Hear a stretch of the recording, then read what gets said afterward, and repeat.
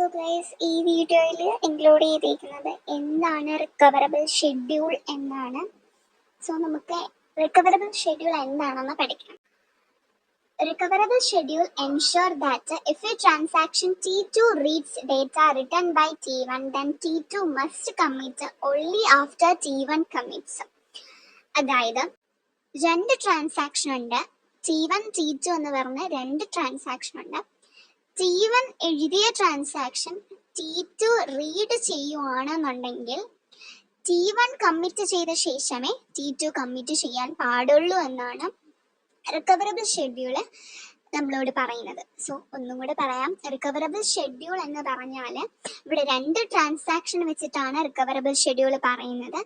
ഈ രണ്ട് ട്രാൻസാക്ഷൻ ഉണ്ട്, T1 T2 എന്ന് പറഞ്ഞ രണ്ട് ട്രാൻസാക്ഷനിൽ T1 റൈറ്റ് ചെയ്ത ഡേറ്റ റീഡ് ചെയ്യാൻ ശ്രമിക്കുകയാണെന്നുണ്ടെങ്കിൽ T1 കമ്മിറ്റ് ചെയ്ത ശേഷം മാത്രമേ T2 കമ്മിറ്റ് ചെയ്യാൻ പാടുള്ളൂ എന്നാണ് റിക്കവറബിൾ ഷെഡ്യൂൾ പറയുന്നത്. അതിന്റെ റിക്കവറബിലിറ്റി ആണ് നെക്സ്റ്റ് പറയുന്നത്. If T2 reads a value written by T1, then commit T1 must happen before commit. T1 എഴുതിയ വാല്യൂ T2 റീഡ് ചെയ്യുവാണെന്നുണ്ടെങ്കിൽ, ഡേറ്റ റീഡ് ചെയ്യുവാണെന്നുണ്ടെങ്കിൽ T1 കമ്മിറ്റ് ചെയ്തതിന് ശേഷമേ T2 കമ്മിറ്റ് ചെയ്യാൻ പാടുള്ളൂ. അതാണ് റിക്കവറബിലിറ്റി അല്ലെങ്കിൽ റിക്കവറബിൾ ഷെഡ്യൂളിന്റെ കണ്ടീഷൻ എന്ന് പറഞ്ഞാൽ. അത് മനസ്സിലാവാൻ വേണ്ടിയിട്ട് ഒരു എക്സാമ്പിൾ ഉണ്ട്.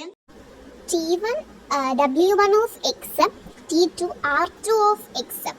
ഈ W1 R2 എന്നൊക്കെ ഉള്ളത് ആ ട്രാൻസാക്ഷൻ നമ്പറാണ് കൊടുത്തിരിക്കുന്നത്. അത് കണ്ടിട്ട് കൺഫ്യൂഷൻ ആണ്. W1 എന്ന് പറയുന്ന ആ ട്രാൻസാക്ഷൻ നമ്പറാണ് കൊടുത്തിരിക്കുന്നത്. അത് കണ്ടിട്ട് ആരും കൺഫ്യൂഷൻ ആവണ്ട. സോ T1 എന്ന് പറഞ്ഞ ട്രാൻസാക്ഷൻ എക്സ് എന്ന് പറഞ്ഞ ഡേറ്റയെ റൈറ്റ് ചെയ്തു. T2 എന്ന് പറഞ്ഞ ട്രാൻസാക്ഷൻ റൈറ്റ് ചെയ്ത ഡേറ്റ റീഡ് ചെയ്തു. സോ ആരാണ് ആദ്യമേ കമ്മിറ്റ് ചെയ്യേണ്ടത്? നമ്മുടെ റിക്കവറബിൾ ഷെഡ്യൂൾ റൂൾ അനുസരിച്ച് അല്ലെങ്കിൽ കണ്ടീഷൻ അനുസരിച്ച് ഫസ്റ്റ് കമ്മിറ്റ് ചെയ്യേണ്ട ആരാണ്?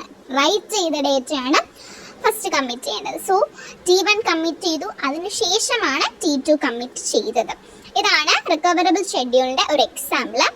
ഒരു എക്സാമ്പിളും കൂടി ഉണ്ട്, ടേബിൾ വരച്ചിട്ടുള്ള ഒരു എക്സാമ്പിളും കൂടി ഉണ്ട്. ഈ തന്നിരിക്കുന്ന ടേബിളിൽ റിക്കവറബിൾ ഷെഡ്യൂൾ ആണോ അല്ലയോ എന്ന് ചെക്ക് ചെയ്യാൻ വേണ്ടിയിട്ട് നമ്മളോട് ചോദിക്കാം. ഇങ്ങനെ ഒരു ടേബിൾ തന്നിട്ട് സോ നമ്മൾ രണ്ട് ട്രാൻസാക്ഷൻ ഉണ്ട്. നമ്മൾ ആ ടേബിളിൽ നിന്ന് കാണുമ്പോൾ നമുക്ക് മനസ്സിലാവും രണ്ട് ട്രാൻസാക്ഷൻ ഉണ്ട് എന്നുള്ളത്. T1 എന്ന ട്രാൻസാക്ഷൻ ഉണ്ട്, T2 എന്നുള്ള ട്രാൻസാക്ഷൻ ഉണ്ട്. സോ ആദ്യമേ പെർഫോം ചെയ്യുന്നത് T1 ട്രാൻസാക്ഷൻ ആണ്. എ എന്ന് പറഞ്ഞൊരു ഡേറ്റ റീഡ് ചെയ്യുകയാണ് T1 ട്രാൻസാക്ഷൻ ആദ്യമേ ചെയ്യുന്നത്. അത് കഴിഞ്ഞിട്ട് വീണ്ടും പെർഫോം ചെയ്യുന്നത് T1 ട്രാൻസാക്ഷൻ ആണ്.